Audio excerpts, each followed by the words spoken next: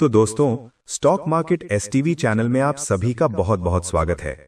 आज की इस वीडियो में हम एक ऐसे स्टॉक की पूरी डीप एनालिसिस करने वाले हैं जो लंबे समय से चर्चा में रहा है, एसआर शिपिंग लिमिटेड।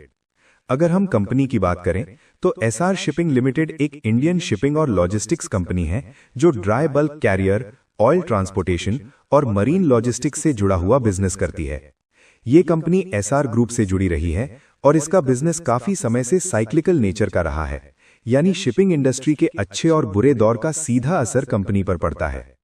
फिलहाल अगर स्टॉक की मौजूदा कीमत की बात करें तो ये शेयर लगभग 25 रुपए के आसपास ट्रेड कर रहा है। पिछले 52 हफ्तों का हाई करीब 43 रुपए 26 पैसे के आसपास रहा है, जबकि 52 हफ्तों का लो लगभग 21 रुपए 50 पैसे के पास देखने को मिला है, यानी स्टॉक अपने हाई से काफी नीचे ट्रेड कर रहा है।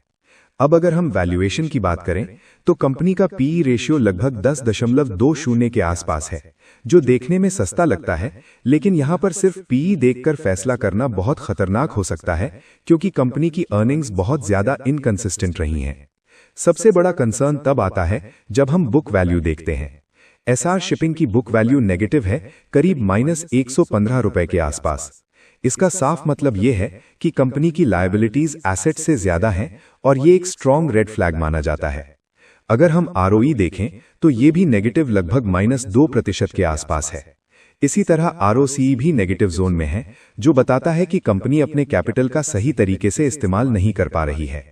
कंपनी पर हिस्टोरिकल डेट का प्रेशर रहा है और भले ही बोरोइंग समय के साथ कुछ कम हुई हो, लेकिन ओवरऑल फाइनेंशियल स्ट्रक्चर अभी भी कमजोर दिखाई देता है।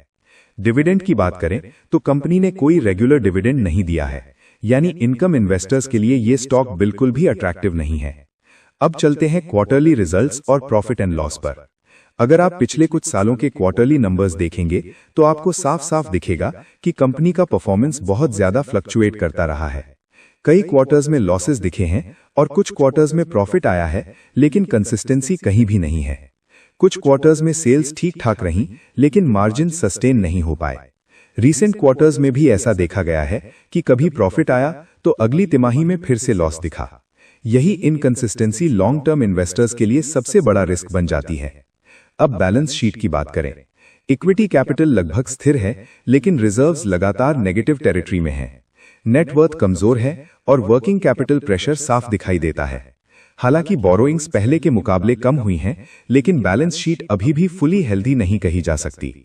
अब अगर हम शेयर होल्डिंग पैटर्न देखें तो प्रमोटर्स के पास करीब 73.75% की मजबूत होल्डिंग है। पब्लिक शेयर होल्डिंग करीब 26.22% के आसपास है। एफआईआईज और डीआईआईज की हिस्सेदारी बहुत ही नगण्य है, जो बताता है कि इंस्टीट्यूशनल इन्वेस्टर्स का भरोसा फिलहाल इस स्टॉक में नहीं दिख रहा। अब आते हैं टेक्निकल एनालिसिस पर। अगर हम डेली टाइम फ्रेम देखें तो स्टॉक अभी अपने मेजर मूविंग एवरेजेस के नीचे ट्रेड कर रहा है। आरएसआई लगभग 37 के आसपास है, यानी न तो ओवरबॉट है और न ही स्ट्रॉन्ग ओवरसोल्ड, लेकिन मोमेंटम वीक साइड पर है। मैकडी नेगेटिव जोन में है, जो डेली चार्ट पर बियरिश बायस दिखाता है। डेली चार्ट पर 24 से 25 रुपए का लेवल एक इंपॉर्टेंट सपोर्ट की तरह काम कर रहा है। अगर यह सपोर्ट डिसाइसिवली टूटता है तो डाउनसाइड प्रेशर और बढ़ सकता है।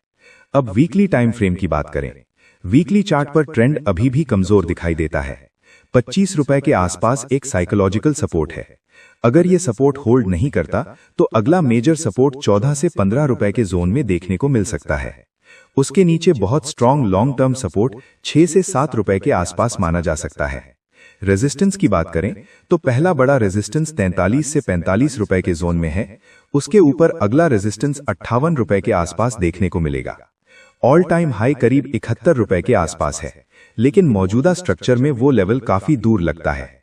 अगर हम फिबोनाची लेवल्स की बात करें तो 0.382 और 0.5 रिट्रेसमेंट जोन बार बार प्राइस को रिजेक्ट करता हुआ दिख रहा है, जो साफ बताता है कि बायर्स की स्ट्रेंथ अभी कमजोर है। अब अगर ओवरऑल रिव्यू दिया जाए तो फंडामेंटली ये स्टॉक अभी मजबूत नहीं कहा जा सकता। Negative book value, negative returns, inconsistent profits और वीक बैलेंस शीट, ये सभी चीजें रिस्क बढ़ाती हैं। टेक्निकली भी स्टॉक अभी बियरिश टू न्यूट्रल जोन में है। अब सवाल आता है, क्या एंट्री करनी चाहिए या नहीं? अगर आप लॉन्ग टर्म इन्वेस्टर हैं तो इस स्टॉक में फ्रेश एंट्री लेना फिलहाल रिस्की माना जाएगा। जब तक कंपनी की फाइनेंशियल्स में कंसिस्टेंट इंप्रूवमेंट नहीं दिखता, तब तक वेट करना ज्यादा बेहतर रहेगा। अगर आप शॉर्ट टर्म ट्रेडर हैं, तो 24 से 25 रुपए के आसपास रिस्क रिवॉर्ड के हिसाब से ट्रेड पॉसिबल है, लेकिन स्ट्रिक्ट स्टॉप लॉस के साथ।